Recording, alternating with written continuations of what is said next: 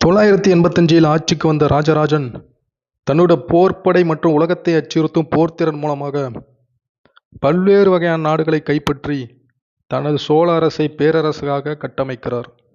தெற்கு ஆசியாவை ஆண்டு கொண்டிருந்த ராஜராஜன் தனது சோழ படைகளுடன் காஞ்சிபுரத்தில் உள்ள கைலாசநாதர் கோயிலுக்கு செல்கிறார். அதை பார்த்து வியந்த ராஜராஜன் அதே போல மாதிரியை வைத்து ஒரு மிகப்பெரிய கோயிலை கட்டணும்னு முடிவு பண்றாரு.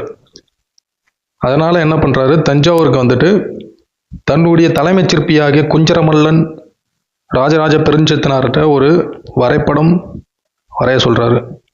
அதன் அடிப்படையில் 1003ஆம் ஆண்டு தஞ்சாவூர் பெரிய கோயிலின் கட்டுமான பணிகள் தொடங்குகிறது. இதற்கான கற்கள் திருச்சி மற்றும் புதுக்கோட்டை மாவட்டங்களிலிருந்து கொண்டு வரப்படுகிறது.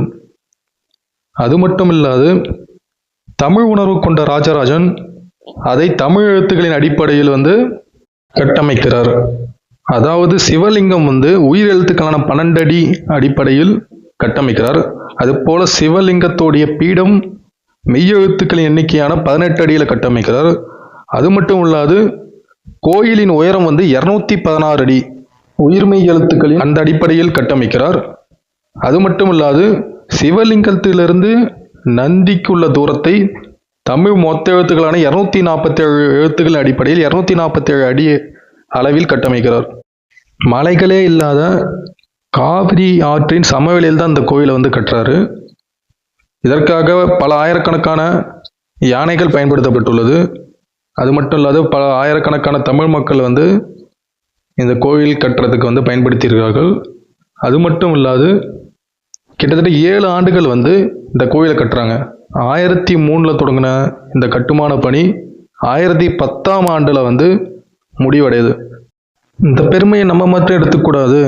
இந்த கோயிலை கட்டின ஒரு சின்ன சிற்பியில தொடங்கி கட்டுமான பணிக்கு உதவிய அனைத்து மக்களுடைய பெயரை இதில் இடம்பெறணும்னு சொல்லிட்டு தன்னுடைய சிற்பிகள் எல்லாரையும் கூப்பிட்டு இதற்கு உதவிய அனைத்து நல்லுள்ளங்களின் பெயரை இந்த கோவிலில் உள்ள அனைத்து கற்களிலும் கல்வெட்டா பொறிக்கணும் அப்படின்னு ஆணையிடுறாரு. இதற்கு பிறகு ஆட்சிக்கு வந்த ராஜேந்திர சோழன் தன்னுடைய தந்தையை விட மிகப்பெரிய கோயில் கட்டக்கூடாது, அவருக்கு தான் இந்த பெருமை சேரணுன்றதுக்காக கங்கை கொண்ட சோழபுரத்தில் இதே மாதிரியை அடிப்படையாக கொண்டு அதை விட சிறிய அளவு குறைந்த ஒரு கோயிலை கட்டுறாரு. ராஜராஜ சோழன் காலத்தில் ராஜராஜேஸ்வரம் என்று அழைக்கப்பட்ட இந்த கோயில் பின்பு வந்த சோழர்கள் காலத்தில் தஞ்சை பெருவுடையார் கோயில் என்று மாற்றப்படுகிறது. அதன் பின்பு நாயக்கர் காலத்தில் பகதீஸ்வரர் என்ற பெயரை கொள்கிறது. 2010ஆம் ஆண்டு தனது 1000ஆம் ஆண்டை நிறைவு செஞ்ச இந்த கோயில் 1000ஆம் ஆண்டு பொன்விழாவை கண்டது. 1954ஆம் ஆண்டு மத்திய அரசு சார்பாக 1000 ரூபாய் தாள் வெளியிடப்பட்டது.